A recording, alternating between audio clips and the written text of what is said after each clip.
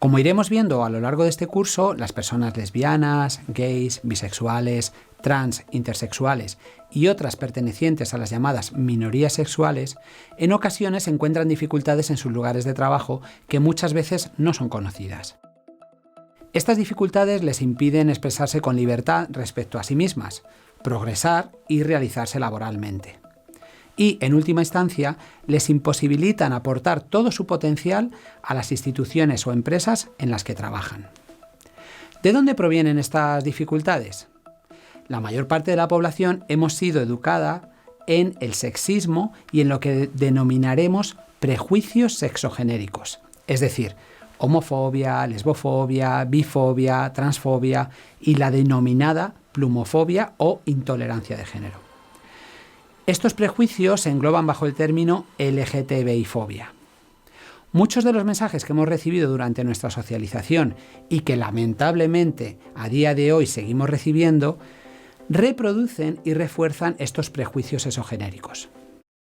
Es muy importante ser conscientes de esta realidad, porque si pensamos que somos personas u organizaciones donde no se produce la LGTBI-fobia, vamos a invisibilizar estas situaciones y no vamos a poner los medios para cambiar este escenario. En este sentido, tanto a nivel personal como a nivel institucional, hay que estar con las alarmas activadas para detectar actitudes y situaciones que pueden colocar a otras personas o colectivos en riesgo de exclusión, desventaja o discriminación. De hecho, es importante visibilizar este tema, porque es una cuestión de la que cuesta hablar, aunque cada vez se habla más. Es un tema que cuesta nombrar, por ejemplo, en determinados contextos laborales o sociales. A esto se une el hecho de la falta de formación. Aunque empieza a haber interés y conciencia sobre estas cuestiones, la mayor parte de la gente siente que no está preparada para abordarlas.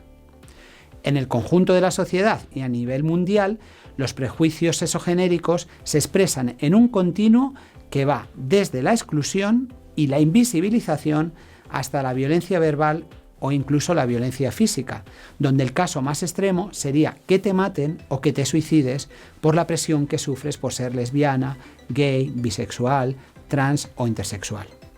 Entre ambos extremos, la exclusión y el asesinato, hay un continuo en el que podemos encontrar los rumores, los insultos, las burlas, las amenazas, las palizas y otras muchas formas y situaciones de discriminación y de violencia.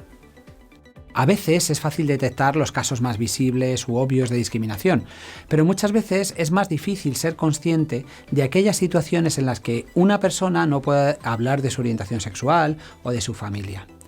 O si se dan situaciones de exclusión, como cuando no tienes con quién tomarte un café en tu trabajo, o se crea un grupo informal de WhatsApp de colegas y a ti no se te incluye. En estos casos, ninguna persona nos sentimos agente de discriminación, ya que nadie está ejerciendo un insulto activo o una agresión, pero la persona excluida sí está viviendo esa situación como una situación negativa. Términos como homofobia, lesbofobia, bifobia o transfobia son problemáticos, ya que el concepto de fobia nos hace pensar que existe un rechazo que es individual o que es irracional. Pero no es así, yo puedo tener fobia a montarme en un ascensor o puedo tener fobia a los pájaros y eso es algo que me pasa a mí individualmente. En este caso, puedo asistir a terapia y seguir un tratamiento psicológico para solucionarlo. Pero la homofobia, lesbofobia, bifobia, transfobia no se trata de una cuestión personal. La homofobia es una construcción cultural, es decir, es estructural y es aprendida, no la llevamos en los genes. Aprendemos desde chiquititas y desde chiquititos a tener esos prejuicios sexogenéricos a través de la socialización. Para evitar colaborar con la creación de situaciones de discriminación, debemos pues ir desprendiéndonos de estos prejuicios de forma consciente. Conceptos como el de homofobia y LGTBI-fobia tienen esta limitación de usar la palabra fobia, pero los vamos a usar en este curso y muchas veces también en la intervención porque son los conceptos que la mayoría de la población conoce e identifica. ¿Contra quién se dirige la LGTBI-fobia? Lo que todos y todas tenemos claro es que se dirige contra las personas que sienten atracción y deseo sexual y amoroso hacia personas de su mismo sexo, es decir, lesbianas, gays y bisexuales. Sabemos además que la homofobia también se dirige contra todas las personas que se saltan la asignación de sexo. Por ejemplo, aquellas personas que al nacer se le asignó la identidad de niño y dice yo no soy un niño, soy una niña, o viceversa. Aquí estaríamos hablando de transfobia. Pero se nos olvida que también sufren estos prejuicios exogenéricos aquellos hombres y mujeres, sea cual sea su orientación sexual, también quienes son heterosexuales, que tienen comportamientos que no se consideran masculinos o femeninos respectivamente. Un hombre puede ser muy heterosexual, gustarle muchísimo sexualmente a las mujeres, puede tener relaciones sexuales con mujeres, pero si es afeminado, si tiene plumas, si hace cosas femeninas, le van a llamar marica o insultos similares. Quizás le cueste a esta persona más trabajo encontrar un empleo, especialmente en determinados sectores, y se va a encontrar en ese continuo de exclusión y violencia que acabamos de presentar.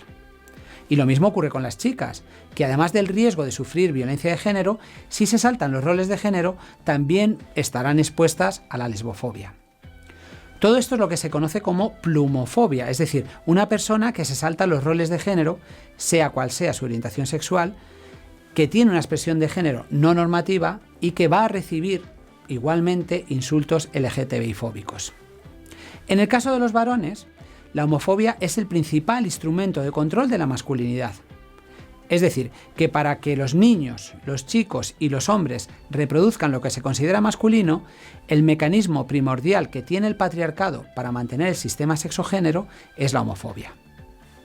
La masculinidad tradicional, de hecho, incluye la homofobia. Por ejemplo, si tú quieres un machote, tienes que presentarte como un homófobo. Como cuando escuchamos durante una investigación en un instituto a un chico decir: despreciar a los gays te hace más macho. En este sentido, los varones aprendemos desde pequeñito que lo peor que se te puede llamar es maricón. Y el gran miedo, este es el que tenemos todos los niños, todos los chicos y todos los varones, el que nos caiga esa etiqueta. De este modo, la homofobia pasa también a ser una performance.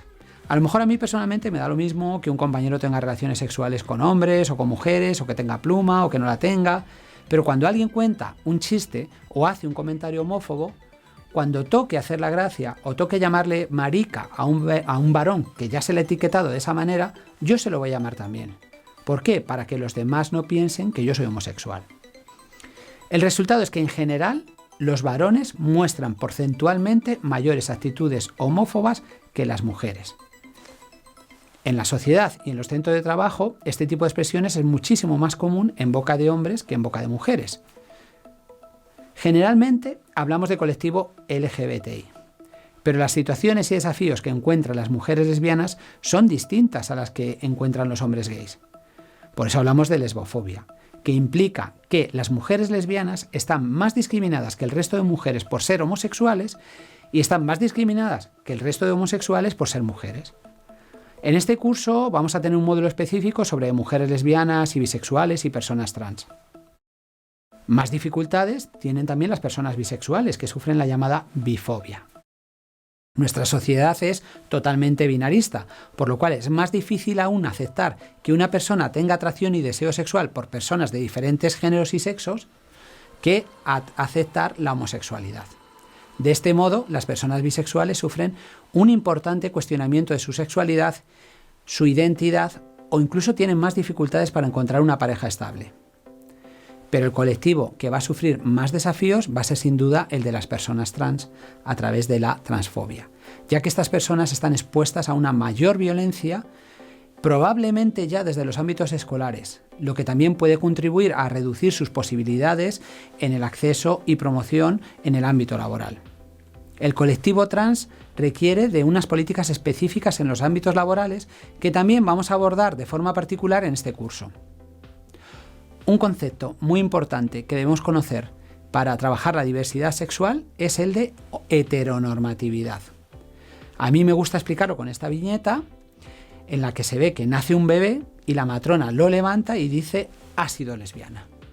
Entonces a ese bebé le van a tratar toda su vida como lesbiana y le van a preguntar: ¿tienes novia?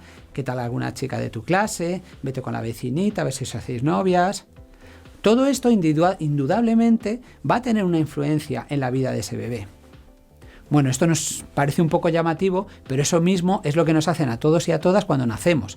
Nadie lo dice en voz alta, pero todo el mundo piensa que además de decir ha sido niña, ha sido niño, en la cabeza se nombra ha sido heterosexual. Y se nos va a tratar como heterosexuales en todos los contextos de nuestra vida. Esta heteronormatividad hace que, al incorporarnos a cualquier espacio laboral, pensemos de entrada que todo el mundo es heterosexual. Por eso las personas homosexuales y bisexuales que no se saltan las normas de género pueden mantenerse invisibles o estar obligadas a realizar la llamada salida del armario para visibilizarse como personas lesbianas, gays o bisexuales.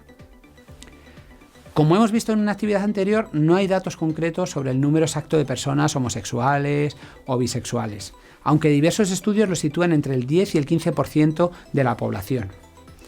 En cualquier caso, en diferentes culturas y en nuestra propia sociedad actual, así como a lo largo de la historia de la humanidad, tenemos constancia de que muchas personas sienten atracción y deseo sexual y amoroso hacia personas de su mismo sexo. Lo mismo sobre personas que no se reconocen con el sexo que se les asignó al nacer. Y obviamente, todas estas personas también están trabajando en empresas y organizaciones.